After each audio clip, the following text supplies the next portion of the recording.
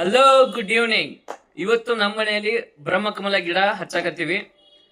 ಅದ್ರ ಮಹಿಮೆ, ಅದ್ರ ಮಹತ್ವ, ಅದ್ರ ವಿಶೇಷತೆ ಏನು, ಎಲ್ಲ ಗಿಡಗಳಕ್ಕಿಂತ ಅದು ಅತ್ಯುತ್ತಮವಾಗಿ ಏನ್ ಡಿಫ್ರೆನ್ಸ್ ಐತಿ ಅದ್ರೊಳಗ, ಅದನ್ನೆಲ್ಲ ಯಾಕೆ ಪೂಜಿಸ್ತಾರ, ಅದ್ರ ಬಗ್ಗೆ ಎಲ್ಲ ತಿಳ್ಕೊಳ್ಳೋಣ. ಅದ್ರ ಮುಂಚೆ ಫಸ್ಟ್ ಹೆಂಗ್ ಹಚ್ತಾರ ಏನು ಅದನ್ನೆಲ್ಲ ನೋಡೋಣ. ನಮಸ್ಕಾರ ಎಲ್ಲರಿಗೂ. ಇವತ್ತು ನಮ್ಮ ಮನೆಗೆ ಒಂದು ತುಂಬಾ ವಿಶೇಷವಾದ ಗಿಡ ಬಂದಿರೋದು ಬ್ರಹ್ಮಕಮಲ. ಹೆಸರೇ ಹೇಳ್ತಾ ಇದೆ ಅಲ್ವಾ, ಇದು ಸಾಮಾನ್ಯ ಹೂ ಅಲ್ಲ. ನಮ್ಮ ಭಾರತೀಯ ಸಂಸ್ಕೃತಿಯಲ್ಲಿ ತುಂಬಾ ಪವಿತ್ರ ಅಂತ ನಂಬುತ್ತಾರೆ. ಇದರ ವಿಶೇಷತೆ ಏನಂದ್ರೆ, ಈ ಹೂವು ಸಾಮಾನ್ಯವಾಗಿ ವರ್ಷಕ್ಕೆ ಒಂದೇ ಸಲ, ಅದು ರಾತ್ರಿ ಸಮಯದಲ್ಲಿ ಮಾತ್ರ ಅರಳುತ್ತೆ. ಬೆಳಗ್ಗೆ ಆಗೋಷ್ಟರಲ್ಲಿ ಮತ್ತೆ ಬಾಡಿ ಹೋಗಿರುತ್ತೆ. ಅದಕ್ಕೆ ಇದನ್ನು ನೋಡೋದು ತುಂಬಾ ಅಪರೂಪದ ಕ್ಷಣ.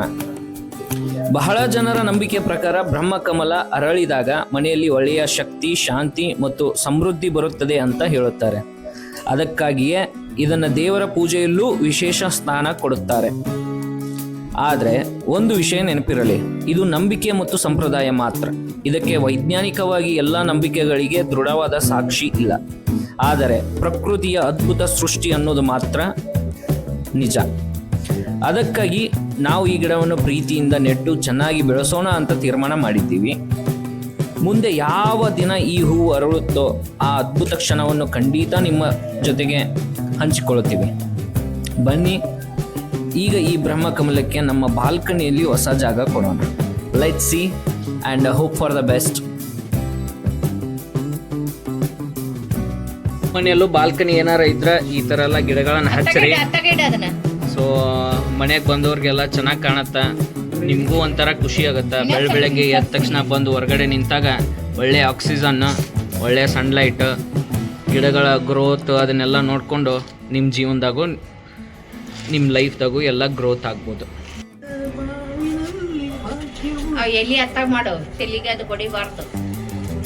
ಬ್ರಹ್ಮಕಮಲ ಅಂತೂ ಇಂತೂ ಸಜ್ಜಾತ.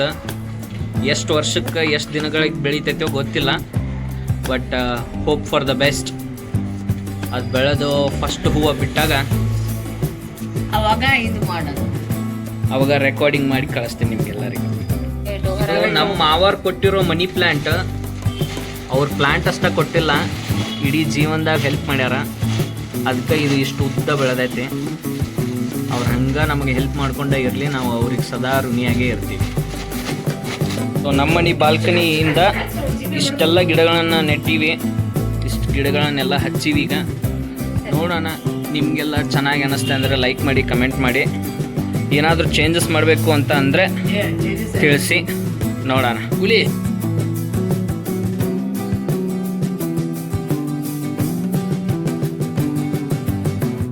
ಸೊ ಬ್ರಹ್ಮಕಮಲ ಅಂಕರು ಸಜ್ಜಾಯಿತು, ಎಲ್ಲ ಹಚ್ಚಿದ್ರು. ನೋಡೋಣ ಬಾಲ್ಕನಿ ಎಲ್ಲ ಹೆಂಗೆ ಚೆನ್ನಾಗಿ ಕಾಣುತ್ತೆ ಅಂತ. ಸೊ ಇದೆಲ್ಲ ಈ ಥರ ಹಚ್ಚಿದ್ದೀವಿ. If it likes, give comment, share and like.